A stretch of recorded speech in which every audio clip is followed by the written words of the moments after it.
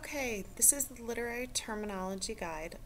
This will be a reference guide for you to look back at as we read through all sorts of literature this year.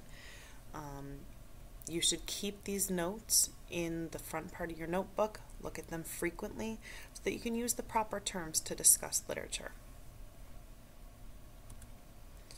These are just some note-taking tips. If you'd like to jot these down, I encourage you to press pause on your screencast video and jot these notes down.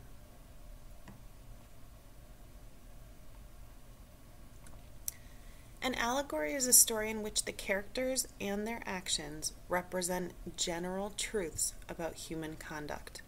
The characters in an allegory often represent abstract concepts such as faith, innocence, or evil. These are basically a story where they show elements of human nature in a very concentrated, obvious way.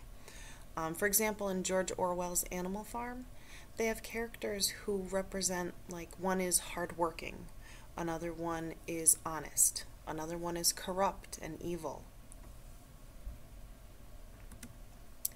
An allusion is an explicit or indirect reference to a well-known fictional, mythological, or historical person, place, or event outside the story.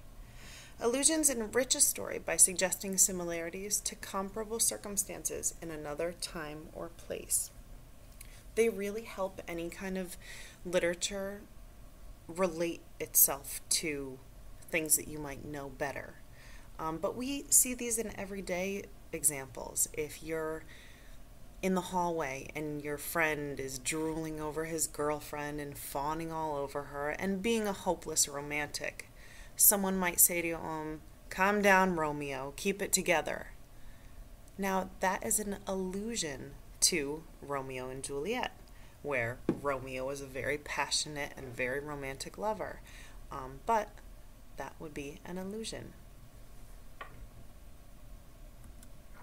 Ambiguity is either a faulty, vague expression or a poetic device which deliberately uses a word or expression to signify two or more distinct references, attitudes, or feelings.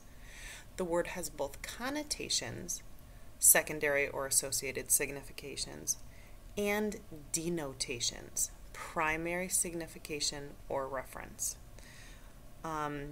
There is a Lil Wayne Drake Rick Ross song where he says the line, "I'm a made man, I should dust something."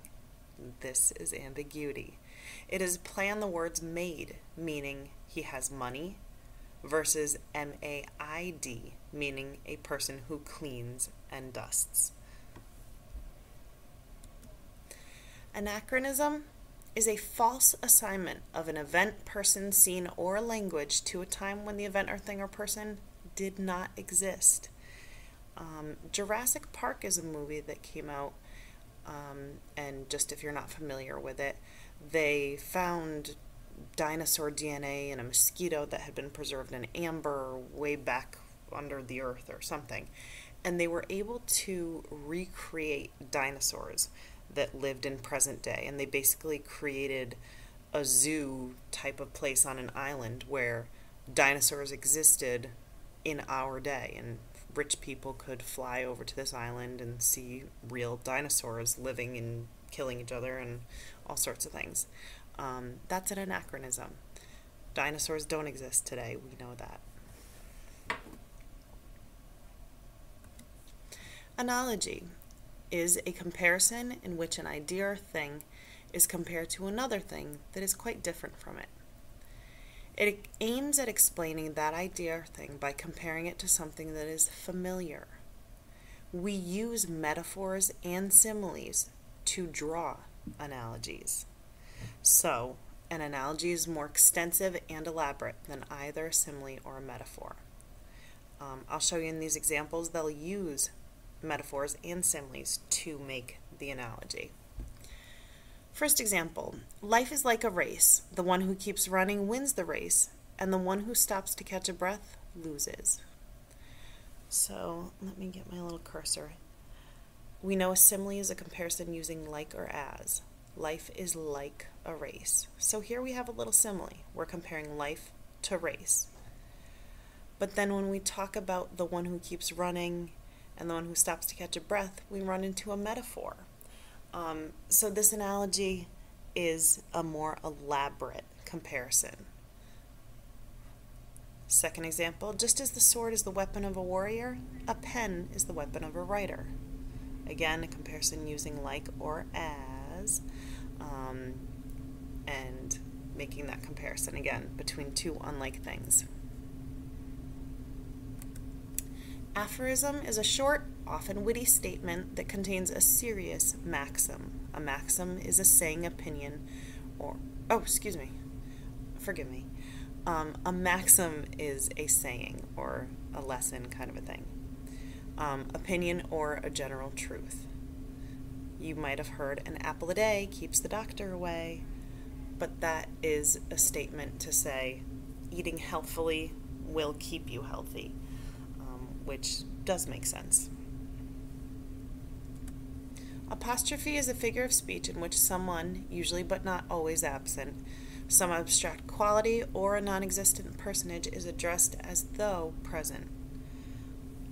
For example, in the opening to the Odyssey, Homer starts with, "Sing in me, muse, of the man of many turns."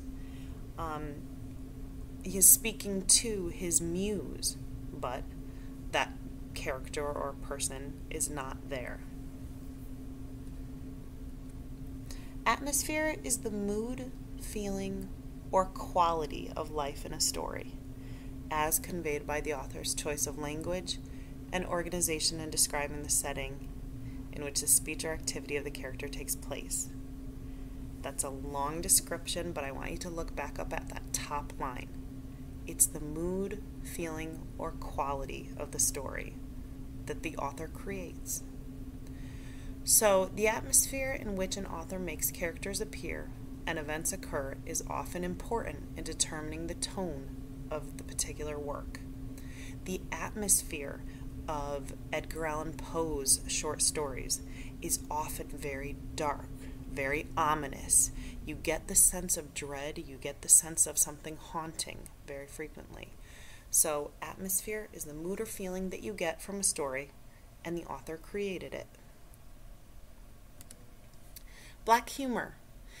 You know this well, I'm sure. A technique often used in literature of the absurd, in which characters cope with events and situations which are simultaneously comical, brutal, and horrifying. So, for example, Family Guy. Sometimes they'll show really violent scenes where, for example, they show Peter who's had too much to drink and he gets into a fight or something. And it's violent and it's awful. And it's really sad that here's a man who is a father and a husband is being so irresponsible and putting himself in these situations. But we find ourselves laughing at it. That's kind of like the black humor where you almost know it's wrong or messed up to laugh at it, but you kind of can't help yourself. That's when we've got that combination of comical, brutal, and horrifying humor, black humor. Character is a person in a story. Most stories contain one or more major characters and several minor characters. You know this. Dynamic character is a person who undergoes significant development or change during the story. Dynamic changes a lot. A flat character is a person with little depth or complexity who may be described in one or two phrases. A round character is a person with a fully developed, complex, even contradictory personality who defies simple analysis and description. Now, people start to get these mixed up sometimes, but remember, a dynamic character is one who changes or learns something throughout a text. A round character may stay the same, but they're a very complex character to begin with. A static character is a person who remains essentially unchanged throughout the story. They don't learn anything, They don't change in any way. They don't get better. They don't get worse. That is all for part 1 of your literary terms reference guide. Thank you for listening.